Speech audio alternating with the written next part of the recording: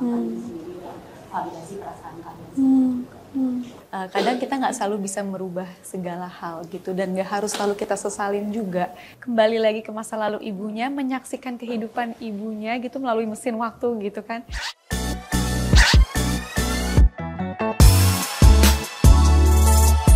Oke, selamat datang kembali di Kapan Lagi Show. Nah, di segmen kali ini adalah Q&A bareng sama Movieverse. Jadi, aku udah dapetin beberapa pertanyaan dari Instagramnya kapanlagi.com dan teman-teman yang ada di sini boleh siapin pertanyaan karena 5 penanya terbaik akan dapat hadiah dari kapanlagi.com. Boleh tepuk tangannya dong? Yes, sambil teman-teman Movieverse nyiapin pertanyaan di sini, aku akan bacain pertanyaan dari teman-teman netizen yang ada di rumah. Boleh ya? Boleh dong. Yang pertama dari Diding Winarko. Apa arti seorang ibu untuk Amanda dan Eva? Arti seorang ibu, Yes. hampir segalanya kali ya. Segalanya. Iya, karena ngerasa segala yang dilakukan ibuku tuh tulus dan kayaknya mereka tuh willing untuk kehilangan, maksudnya willing untuk melakukan apapun demi melindungi anak-anaknya, even mengorbankan impian-impiannya, kesenangan pribadinya demi anak-anaknya. Nggak tahu ya, pengorbanannya banyak banget. Jadi ibu tuh buat aku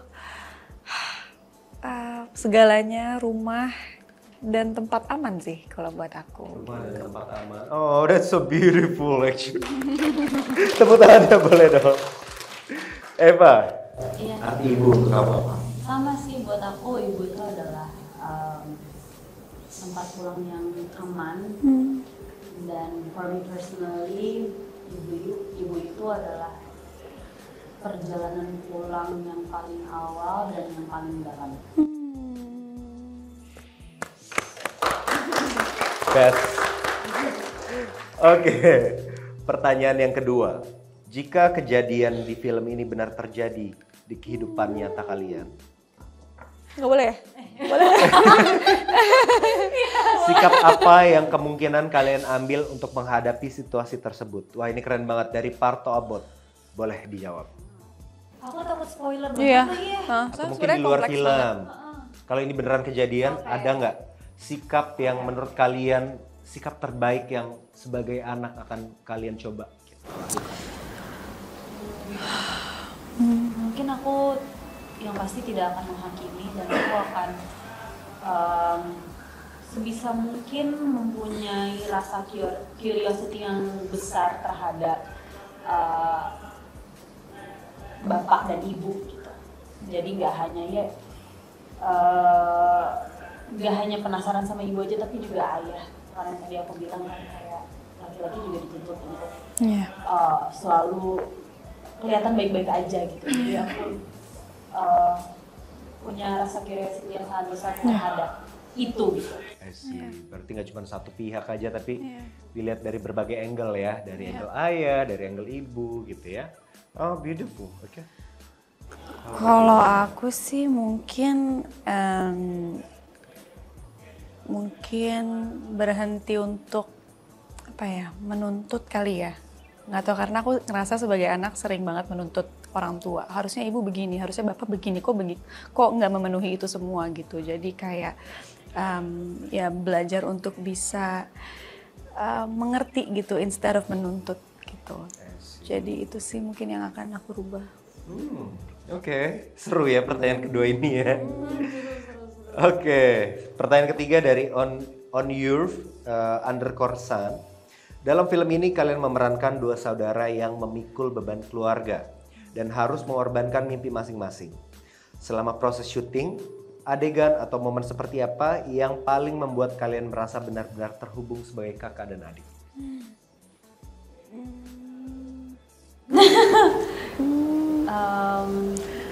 Sebenarnya yang adegan kamu tadi bilang sih, yang kamu bilang kamu kesusahan dan harus ngulang-ngulang nangis itu, aku ngerasa di adegan itu kan kita yang benar-benar tiga kakak beradik yang sedang finally ngobrol heart to heart, yang mungkin udah sebenarnya udah disconnected begitu lama, terus momen itu kita kayak berusaha untuk Iya. Oke. susah banget loh. Iya, takut spoiler. Dan mungkin soalnya karakter aku Alin ini dan Anis tuh lumayan cukup banyak tensionnya gitu loh. Jadi banyak keributan, banyak adegan-adegan yang lumayan. Karena kita yang paling deket secara umur gitu ya. Jadi mungkin ada kayak sedikit Ada friction lah gitu. Sibling rivalry. Iya, ada kayak gitunya gitu.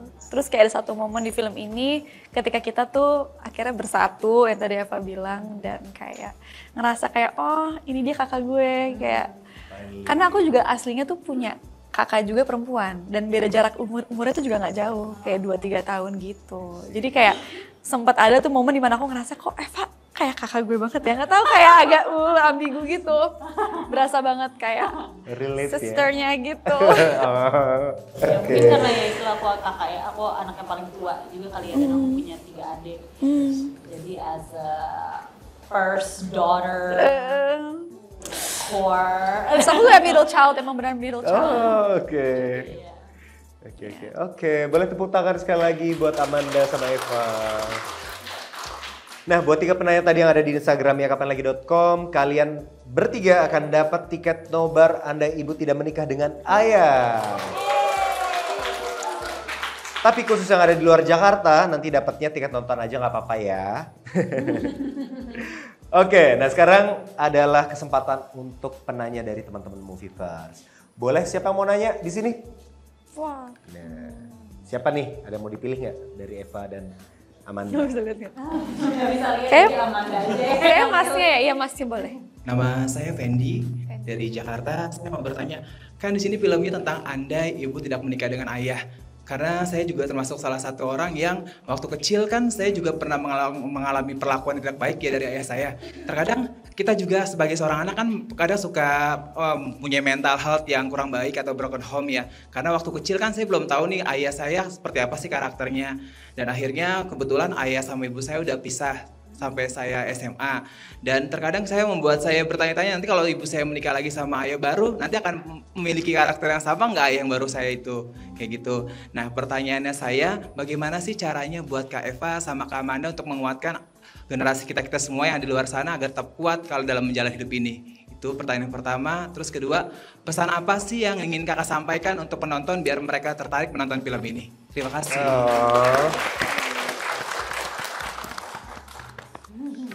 Wow. Iya. First of all terima kasih sudah mau sharing dan sudah mau bersama kita semua. Terima kasih Mas Fendi. Kekuatannya yang kita berdua tahu itu pasti pengalaman yang sangat tidak mudah. Iya, benar. Kita kayak waktu taken gitu. Mungkin kalau dari aku pribadi yang mungkin sudah mengalami itu juga gitu ya. Yang bisa aku sampaikan adalah yang tadi aku juga mungkin sudah sampaikan juga bahwa mungkin memberikan orang tua kita grace buat mencoba untuk berempati dan memahami.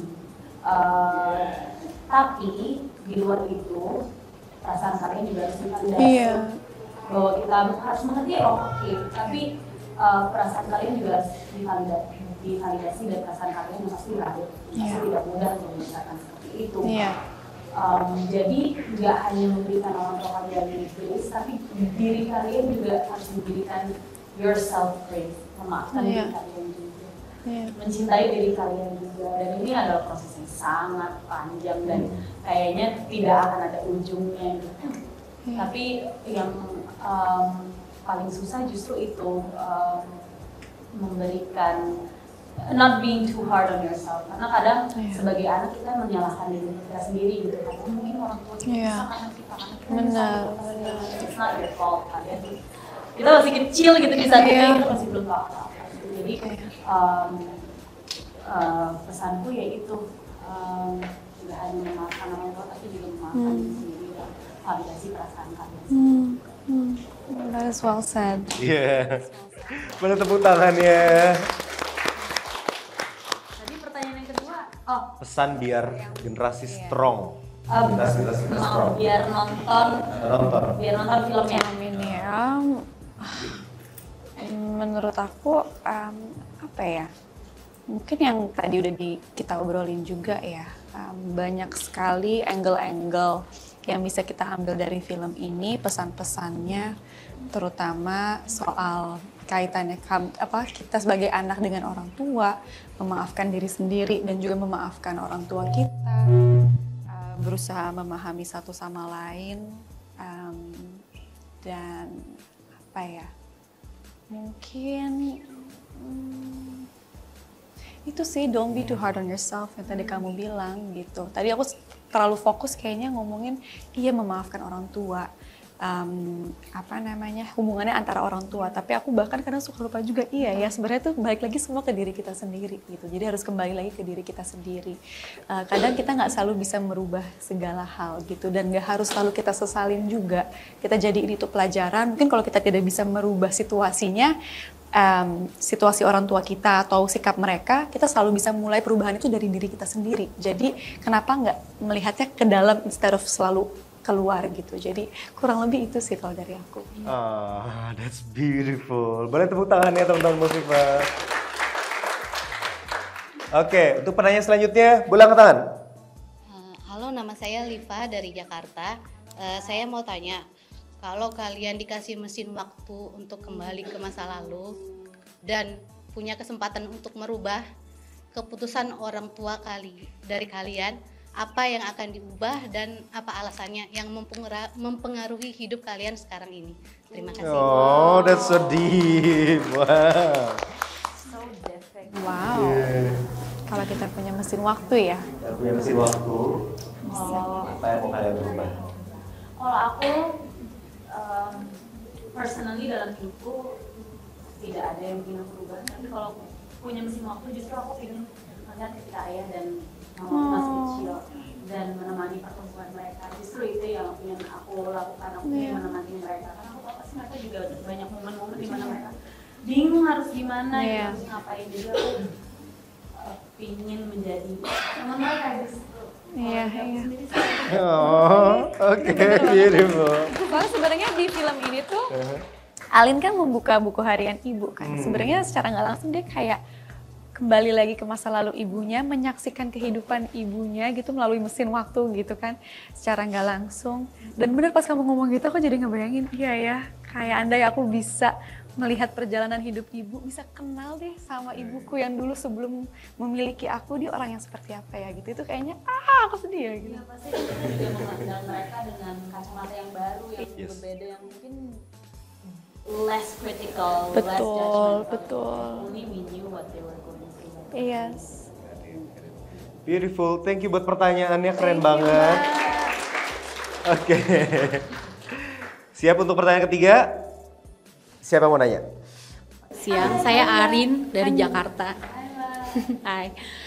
Saya mau nanya, ini kan berhubungan dengan psikologis mental diri ya kan? Saya juga psikolog. Saya mau tanya, ada nggak ya scenes yang bikin, kan kalau otak kan memorinya itu terdalam ya. Ada nggak scenes yang sampai setelah syuting itu kalian masih terbayang-bayang gitu? Karena kalau perempuan kan memang isi otak memorinya agak lebih banyak dibandingin pria. Iya. Terima kasih. Ini buat Amanda dan Eva juga. Terima kasih. Thank you. Setelah syuting masih kepikiran ya? Sebenarnya, kalau untuk aku pribadi, karena aku sangat membedakan gitu dunianya Eva dengan dunianya Anis. Gimana caranya dalam aku berakting, kehidupan itu nggak saling overlapping.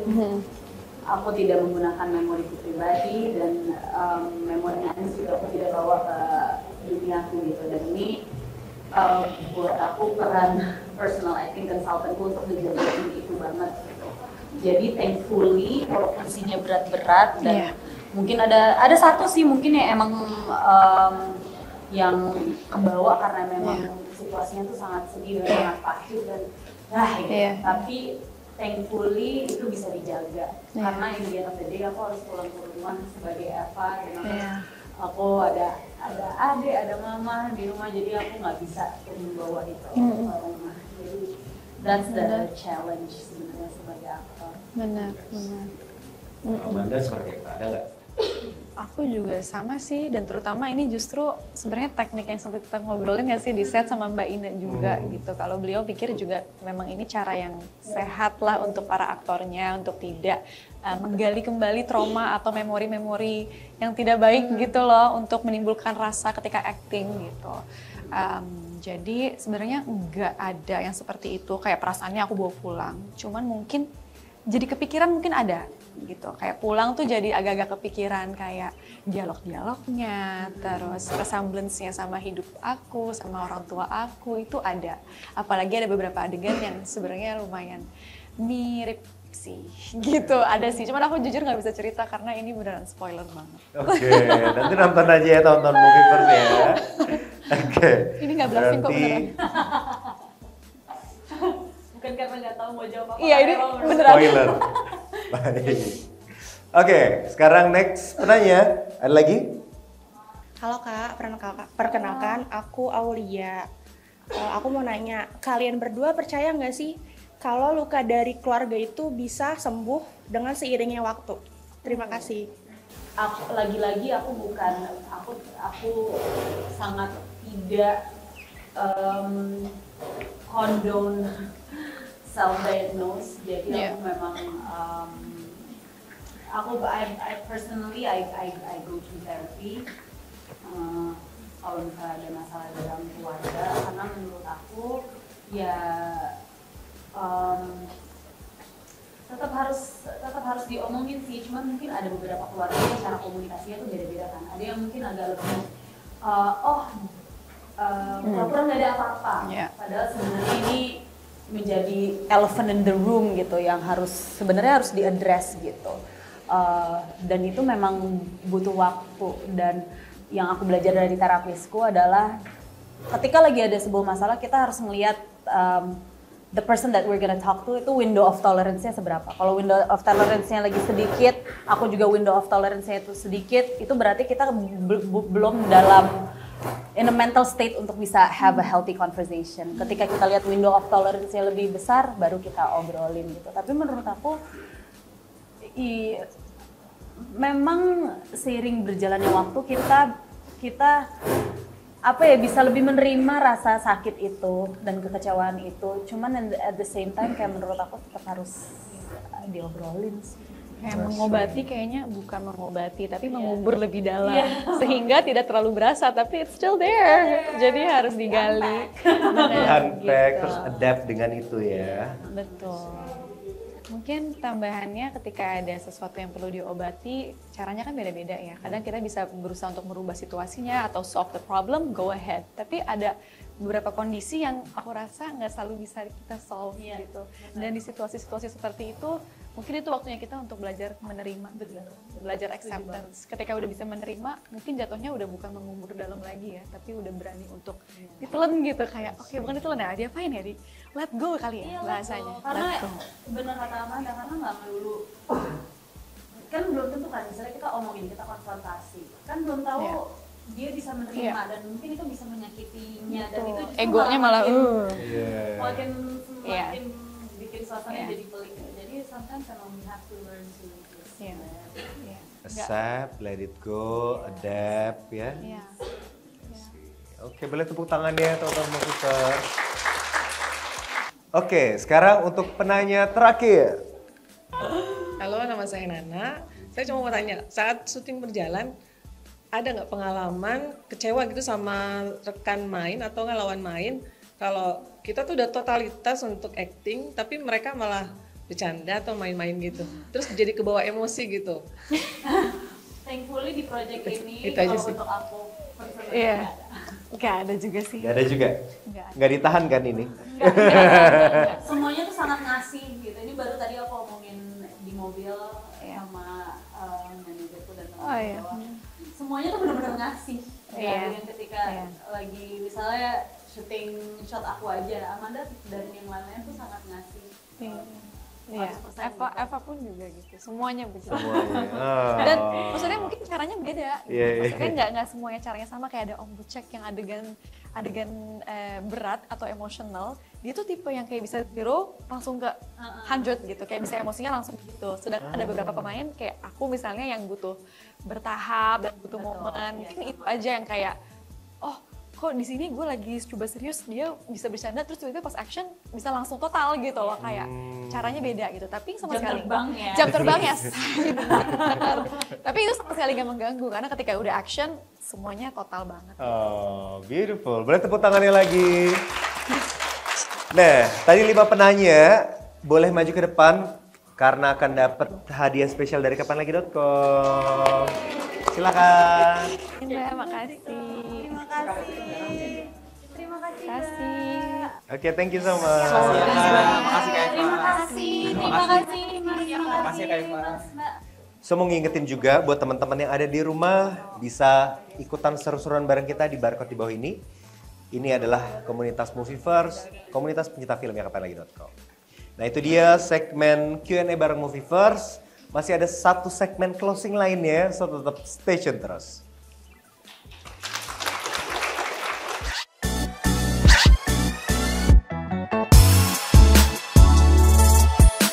Oke, kembali lagi di Kapan Lagi Show.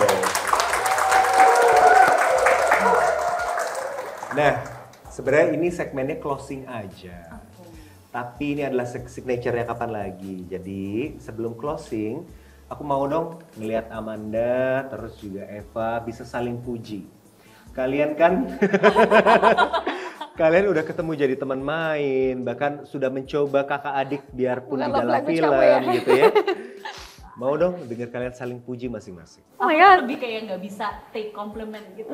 aku juga pasti That's langsung why, kayak that's why. Ini sebenarnya yang harus kita jadikan budaya. Iya betul, ini harus dinormalize. Yes. Ya. Siapa duluan yang mau mulai? Silakan. aku tuh sebenarnya gitu. Aku akan bikin dia gak nyaman. Aku tuh sebenarnya ngefans banget sama Eva. Jadi sebelum kamu main film ini, aku tuh udah follow kamu. Aku suka banget style kamu. Suka jadi reference aku gitu. Beneran. Jadi geli sendiri. Harus berapa pujian? 1. Berapa? Kalau ngerasa Ada beberapa boleh. boleh beberapa. Udah kan? Ya, aku mau nambahin dikit. Tadi kan kamu bilang aku kalau misalnya mancing kamu bilang 100%. Tapi aku juga beneran ngerasa hal yang sama. Ini bukan cuma buat ngebalikin gitu, enggak. Ini beneran. Eva juga selalu kasih energi yang besar setiap kali main, even cuman mancing dia nggak kelihatan pun selalu gitu. Jadi kayak ngerasanya effortless banget main sama Eva tuh kayak best. Oh, thank you. Untuk Eva ke Amanda ada silakan. Wah aku kan udah ada beberapa film Amanda yang aku udah tonton setahun sih. Oke. Ada 2 filmmu yang aku udah Oke, tonton. aku tahu. Dan aku sangat menikmati permainan kamu, dan pas aku dengar di sini mau main sama kamu aku kayak excited banget. Oh my god. Walaupun ada nervousnya juga, tapi nervousnya tuh lebih dari aku karena aku kan orangnya lumayan pemalu dan pendiam ya. Sama kita. Iya. Aku kayak tidak setuju gitu ya. Sebenarnya iya, jadi ini tuh sebenarnya kayak buat aku gitu. Nah, pas ketemu Amanda, walaupun dia juga orangnya sangat pemalu dan pendiam, tapi aku ngerasa kita tuh sefrekuensi banget gitu. Jadi banyak hal yang kita bisa komunikasi tanpa berkata-kata, kita bisa tatap-tatapan dan udah ngerti. Dan menurut aku Amanda tuh sangat don't be nervous honey. Okay. Menurut aku Amanda tuh sangat peka dan sensitif dan punya empati yang sangat-sangat tinggi, makanya dia menurut aku sebegitu mudah dalam memerankan peran-peran ini karena memang hatinya besar sekali. Peluk.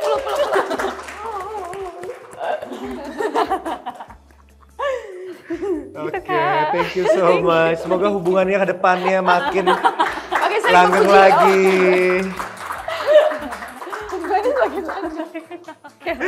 Oke. Thank you lo udah berani untuk saling puji gitu. Karena itu nggak mudah sebenarnya. Karena ini adalah hal yang jarang banget kita lakukan. Sama teman, sama keluarga bahkan gitu kan ya. Oke, kalau gitu terima kasih banyak buat Eva, buat Amanda udah ikut seru-seruan bareng sama kita sama Movieverse. Thank you. Yes, nggak kerasa udah 1 jam lebih. Kita udah ngobrol-ngobrol dan seru-seruan. Jangan lupa film Andai Ibu Tidak Menikah Dengan Ayah akan tayang di September 2025. So, kalau begitu saya Farid. Mohon maaf kalau ada salah-salah kata. Sampai jumpa di Kapan Lagi Show berikutnya. Terima kasih.